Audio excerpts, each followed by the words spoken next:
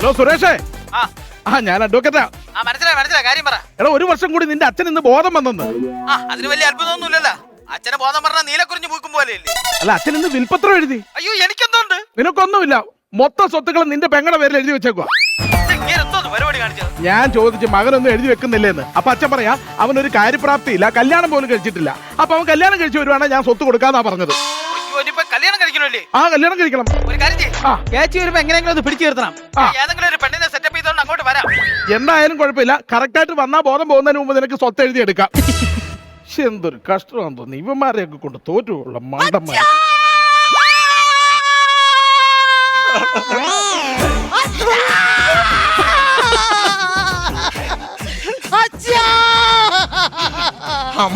അയ്യോ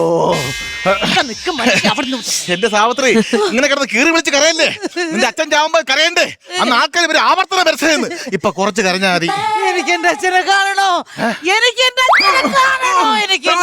എന്താ കൊത്തു പറഞ്ഞിട്ട് അടിക്കണം നീ? നിന്റെ അച്ഛന്റെ നെഞ്ചത്തിരിക്കണം. ആത്മഹത്യ നോക്കണേ നീ. നിങ്ങൾ എന്നാ മനുഷ്യ കണ്ണു ചോരല്ലാതെ പറയുന്നത്? എന്തോന്ന്? എന്റെ അച്ഛൻ നിങ്ങളെ അച്ഛനല്ലേ? നിന്റെ അച്ഛൻ എന്റെ അച്ഛനാ? അപ്പൊ നീ എന്റെ സഹോദരിയായിരുന്ന? ഞാൻ എന്തൊരു മഹാഭാവിയാണ്. സ്വന്തം സഹോദരത്തിന് ഞാൻ കല്യാണം കഴിക്കേണ്ടി വന്നല്ലോ. പറഞ്ഞല്ലേ മനുഷ്യ ഞാൻ എന്റെ അച്ഛൻ ഇടയ്ക്കിടയ്ക്ക് ബോധം പോകുന്നുള്ള അസുഖം ഉണ്ടെന്നുള്ളത് നിങ്ങൾക്ക് അറിയാലോ. കംപ്ലീറ്റ് അറിയാല്ല. 1 വർഷത്തിന് ശേഷം ഇന്ന് ആ അച്ഛന് ബോധം വന്നത്. ഉള്ള ബോധം പോകുന്നതിന് മുന്നേ എങ്ങനെയെങ്കിലും അച്ഛന്റെ ഉള്ള സ്വത്ത് മൊത്തം നമ്മുടെ പേരിൽ എഴുതി വാങ്ങണം. ഒരു ചില്ലി കാശ് പോലും കൊടുക്കരുത്. അതിനു വേണ്ടി എന്റെ കൂടെ കട്ടയ്ക്ക് നിൽക്കണം കേട്ടോ. നീ എന്താടി എന്നെ പറ്റി വിചാരിച്ചത്?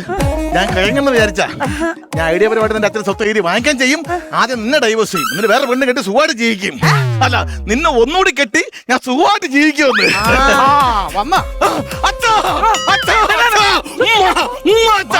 ഞാൻ വക്കീല, അച്ഛനല്ല. വക്കീലാണെന്ന് അറിയാം, പക്ഷെ എനിക്ക് ആരെ കണ്ടാലും അച്ഛനായിട്ടാണ് ഫീൽ ചെയ്യണത്. വക്കീലെ, എന്തോ അച്ഛൻ എന്തിനെ കൊണ്ടുവന്ന് അറിയാമോ? എന്താ കൊണ്ടുവന്നത്? അച്ഛനെ ലഡു കൊണ്ടുവന്നിട്ടുണ്ട്. ലഡുവോ? അച്ഛൻ ഒടുക്കത്തെ ഷുഗറാണ്. കണ്ണിമാങ്ങ അച്ചാറുണ്ട്. അച്ഛന് ഭയങ്കര പ്രഷറാണ്. തിന്നണ്ട, കണ്ണി വരെ തേക്കാമല്ലോ. അപ്പൊ പല കഴിവിട്ട് കണ്ണിമാങ്ങ കഴിക്കാമല്ലോ. കൊള്ളാലോ. ഇതിന്റെ കാര്യം പറയണത്. നമുക്ക് അച്ഛനെ പോയി കണ്ടിട്ട് വരാം. അച്ഛന്റെ വരുമ്പോ മകേശ്വരം വന്നച്ചാ. അച്ഛാ,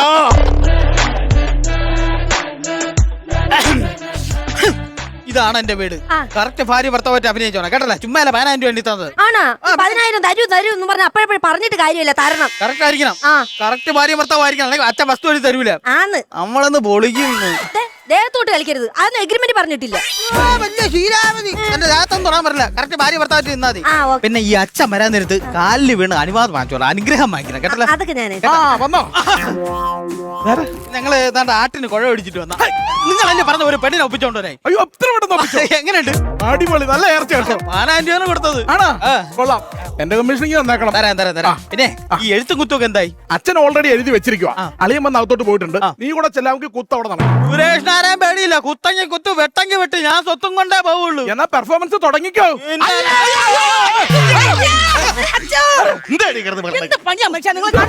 അച്ഛന്റെ മുഖത്ത് സ്നേഹത്തോടെ തലോടേണ്ടത് വരെ അച്ഛന്റെ മീശ പിടിച്ച് വലിക്കാം. അച്ഛൻ കെട്ടത് കിടക്കുകയല്ലേ? ഇങ്ങനെ മീശ നീണ്ടിരിക്കുന്നത്. ഞാൻ കണ്ടാൻ പൂച്ച കിടക്കണം, അതിൽ മീശ പിടിച്ച് തൂക്കെറിയാൻ നോക്കിയത്. ഇടി, നിന്റെ അനിയൻ വന്നേക്കുന്നു. ഇതെന്താ ഹാരം പൊക്കൊക്കെ ആയിട്ട്? ഞങ്ങളിന്ന് പെൻഷൻ പറ്റി. നിങ്ങൾക്ക് മനസ്സിലായില്ല മനുഷ്യ? ഒരു ആണും പെണ്ണ് ഹാരം ഇട്ടോണ്ട് എന്തിനാണ്? കല്യാണം കഴിഞ്ഞു. വക്കീലെ കണ്ട? ഇവന്റെ ചേച്ചി ഞാനിവിടെ വന്നപ്പോ ഐശ്വര്യ കണ്ട? അവന്റെ കല്യാണം കഴിഞ്ഞ് ഹാപ്പി മാരീഡ് ലൈഫ്. വക്കീലെ, ഇത് യഥാർത്ഥത്തിൽ കല്യാണം അല്ല വക്കീലെ. ഇതിലെന്തോ ഉടായ്പുണ്ട്. ആര് പറഞ്ഞു? ഞാൻ നോക്കിക്കേ, അവരുടെ കഴുത്തെ മാല, കല്യാണ സാരി, കല്യാണ ഷർട്ട്, ശരിക്കും അവരുടെ കല്യാണം കഴിഞ്ഞു. അല്ല, ഇത് കല്യാണമല്ല. എനിക്ക് വിശ്വസിക്കാൻ പറ്റില്ല. എന്തോ ഉടായ്പുണ്ട്. നോക്കി ചേച്ചിയുടെ കാലിച്ചെന്ന് വീടി അങ്ങോട്ട്. ചേച്ചി ഞങ്ങൾ അനുഗ്രഹിക്കണം. ആരാണ് നിന്റെ ചേച്ചി? നിങ്ങളല്ലേ ഞങ്ങളെ ചേച്ചി? എന്റെ വീട്ടിൽ കയറി വന്നിട്ട് എന്നോട് അടിക്കാൻ നീ ആരാടി? സാവിത്രി, ഇങ്ങനെ ഭാ അടിക്കല്ലേ. ഇന്ന് സെറ്റ് വലുത് ഇളവി തെറിച്ചു പോകും. ഞാൻ പറയാം. എനിക്ക് വന്നിട്ടുണ്ടെങ്കിൽ എനിക്ക് വേണം നോക്കാൻ പറയാ. സ്വത്ത് മൊത്തം ഞാൻ എഴുതിക്കൊണ്ട പോകണ്ട. നീ എന്റെ പെമ്പറന്നാരടുത്ത് ഭാടിക്കണാടാ പട്ടി. എങ്ങനെയുണ്ട്? അച്ഛനെ കാണാം. സാവിത്രി, വിൽപത്രം എന്നാണെന്ന് അറിയാം. അതുകൊണ്ട് എന്തോ ഉടായ്പെടുന്നുണ്ട്. നീ ചോദിച്ചു നിന്റെ ചേച്ചി. ഉത്തരവാദിത്തമുള്ള ചേച്ചി എന്ന നിലയിൽ എനിക്ക് നിന്നോട് ചില ചോദ്യങ്ങൾ ചോദിക്കാനുണ്ട്. എത്ര വർഷമായി നിങ്ങൾ തമ്മിൽ പ്രേമിച്ചിട്ട്? എത്ര വർഷമായി നിങ്ങൾ തമ്മിൽ പ്രണയിച്ചിട്ട്? പറ പറ എത്ര വർഷമായെന്നല്ലേ? നോക്കാതെ പറ നോക്കാതെ പറ പറ. എത്ര വർഷമായി? ഇങ്ങോട്ട് നോക്കി പറ. 9. 6. കണ്ടാ എന്തോ പരസ്പരം ഇരുന്നോട്ട് പറഞ്ഞു ഇവൻ പറഞ്ഞു 9 ഇവള് പറയുന്ന 6. അല്ലല്ല, മൊത്തത്തിൽ 9 വർഷമായി. ഒരു 3 വർഷം ഞാൻ അവളെ പിറകെ നടന്നു. 3 വർഷം നടന്നു, ചുമ്മയൊന്നും വളയൂല. അപ്പൊ 6, 3, 9 correct. കറക്റ്റ് തന്നെ 6 3 എവിടെ വെച്ചാ നിങ്ങൾ കല്യാണം കഴിച്ചത്? എന്തത്? കല്യാണം കഴിച്ചത് എവിടെ വെച്ചാ? കല്യാണം കഴിച്ച എവിടെ വെച്ചെന്ന്? ക്ഷേത്രത്തിൽ വെച്ച്. കറക്റ്റ്. രണ്ടുപേരും ഒരേ ടൈമിന് പറഞ്ഞേട്ടാ. പറഞ്ഞു അത് പറഞ്ഞു ഒരുമിച്ച് പറഞ്ഞു ക്ഷേത്രത്തിൽ വെച്ച്. ഏത് ക്ഷേത്രം? ഏത് ക്ഷേത്രം? ഏത് ക്ഷേത്രം? നോക്കല്ലേ ഫൗൾ കാണിക്കല്ലേ ഇങ്ങോട്ട് നോക്കണേ. തിരിഞ്ഞെന്ന് പറ 30 ദൈവങ്ങളുണ്ടല്ലോ. പറടാ ദേവി ശ്രീകൃഷ്ണ ക്ഷേത്രം. ശ്രീകൃഷ്ണദേവി ക്ഷേത്രം അല്ല, കേരളത്തിൽ അങ്ങനെ ഒരു ക്ഷേത്രം ഇല്ല ഇവിടെ നൂലിട്ട് ഇവിടെ നേർച്ച നേർച്ച. ഡാൻസാ ഇവിടെ നേർച്ച ആദ്യം ശ്രീകൃഷ്ണ ക്ഷേത്രത്തിൽ വെച്ച് കെട്ടണം. എന്നിട്ട് ദേവി ക്ഷേത്രത്തിൽ വെച്ച് മാലയിടണം. അപ്പൊ അങ്ങനെ ആ. എന്നാ ഞാൻ ചോദിക്കാം സാധ്യത ഞാൻ ചോദിക്കാം നീ വർഷങ്ങളായിട്ട് ഇവിടെ സ്നേഹിക്കുകയാണല്ലേ അയ്യോ, എന്റെ എല്ലാ കാര്യം, എന്റെ ഒരു മുടി ഇങ്ങനെ അണങ്ങിയാൽ തന്നെ എന്റെ എല്ലാ കാര്യവും അറിയാം. ഞാൻ പറഞ്ഞില്ലേ, മൊത്തം അറിയാം. എന്റെ കുടുംബത്തിലെ ഫുൾ കാര്യങ്ങളാണ്. ഞാൻ ചോദിക്കാം എന്നാ കൊച്ചെ കേട്ടോ ഈ വീട്ടിൽ അച്ഛന്റെ പേര് പറ അയ്യോ, ഭയങ്കര അച്ഛന്റെ പേര് പറ ഭയങ്കര ടാസ്ക് ആയി പോയിട്ടാ. ഇങ്ങോട്ട് നോക്കി പറ. എന്റെ അച്ഛന്റെ പേര് എനിക്കറിഞ്ഞോ? ഞാൻ പറഞ്ഞു നീ അല്ല അവള് പറയാം അവള് പറയട്ടെ പറയടി. അവള് പറയട്ടെ പറ. അവള് പറയട്ടെ ഇവിടെ എവിടെന്നെങ്കിലും ഒരു പെണ്ണിനെ വിളിച്ചോണ്ട് വന്ന അച്ഛന്റെ പേര് താമരാക്ഷി. പറ അച്ഛന്റെ പേര് പറ പേര് പറ. അച്ഛന്റെ പേര് ഇപ്പൊ പറയണം. അച്ഛന്റെ പേര് പറഞ്ഞാൽ നിങ്ങൾ എന്നെ അംഗീകരിക്കോ? പേര് പറ അംഗീകരിക്കുമല്ലോ. പറഞ്ഞു പറയ്. അച്ഛന്റെ പേര് രാക്ഷസൻ. രാക്ഷസൻ എന്റെ അച്ഛന്റെ പേര് രാക്ഷസനാ അല്ല സംഭവം ഈ അച്ഛൻ എന്നെ കാണുമ്പോ രാക്ഷസനെ പോലെയാണല്ലോ പെരുമാറുന്ന. അതുവരെ ഇവർക്ക് അറിയാം. അതൊന്നും അല്ല എടാ നീ കാര്യം മനസ്സിലാക്കിയോ ഇവള് 10 കൊല്ലം ജനിച്ചാൽ അച്ഛന്റെ പേര് താമരാക്ഷൻ എന്ന് പറയൂല അറിയാം അച്ഛന്റെ പേര് ഞാനിപ്പോ പറയണം. എന്നാ പറയടി. താമരാക്ഷൻ. നീ പറഞ്ഞു കൊടുത്താടി ഞാൻ പറഞ്ഞിട്ടില്ല. നീ പറഞ്ഞു കൊടുത്താടി വെറുതെ എന്റെ തല കയറില്ല ഉള്ള സ്വത്തൊക്കെ അവർക്ക് എഴുതി കൊടുക്കുവോ എനിക്കറിയില്ല കേട്ടോ എങ്ങനെ എന്റെ വായത് വിട്ടില്ല നശിപ്പിക്കാൻ വേണ്ടി. അച്ഛനെ കാണാൻ പോ.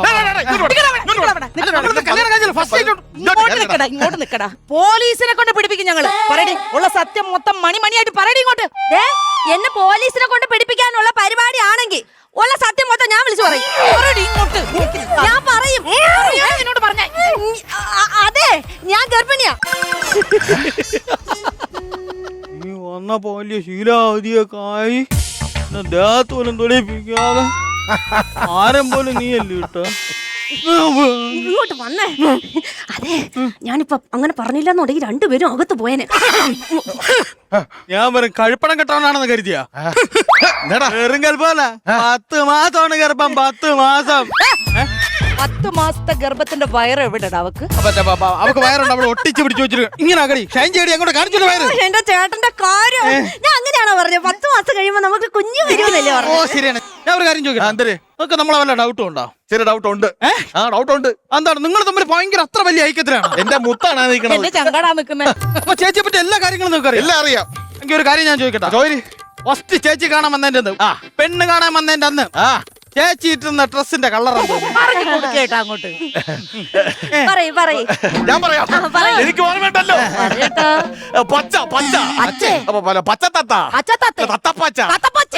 ഞാൻ പറയാം കൊച്ചു കള്ളി വയറ്റിലുണ്ടായിരുന്നല്ലേ നിനക്ക് പിന്നെ ആർക്ക് എന്തൊക്കെയാ മനസ്സിലായി പറയുന്നേ? ഇടി കൊച്ചു കള്ളിയുള്ള ഡ്രസ് വയറ്റില് വെള്ള നിറത്തിൽ ഉണ്ടായിരുന്നില്ലേ എന്ന് അതിലേ ഇട്ടിരുന്നത് ദൈവമേ,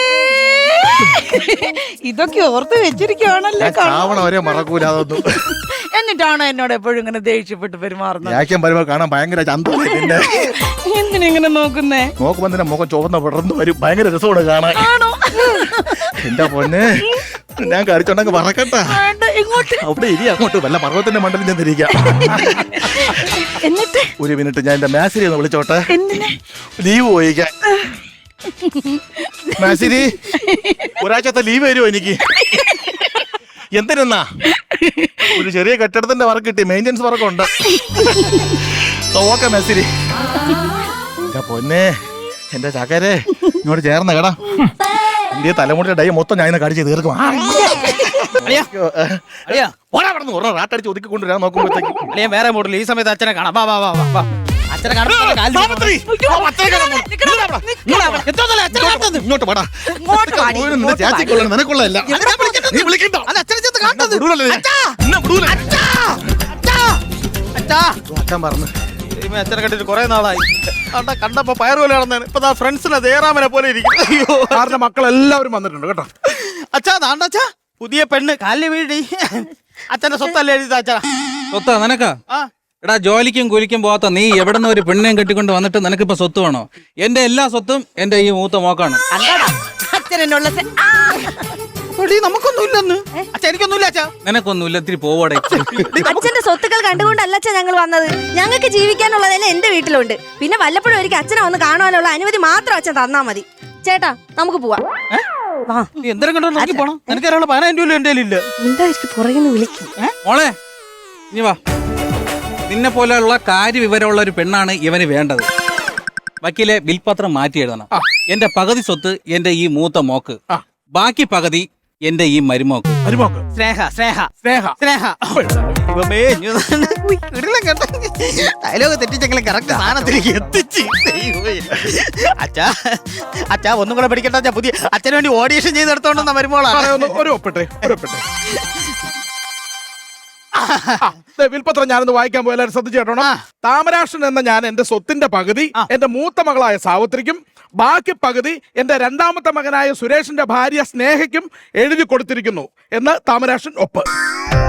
ഓക്കെ ഇനി സമാധാനായി അച്ഛാ. ഞാൻ അടുത്ത ഓർമ്മ മുമ്പ് വരാം അച്ഛാ. ഓക്കെ.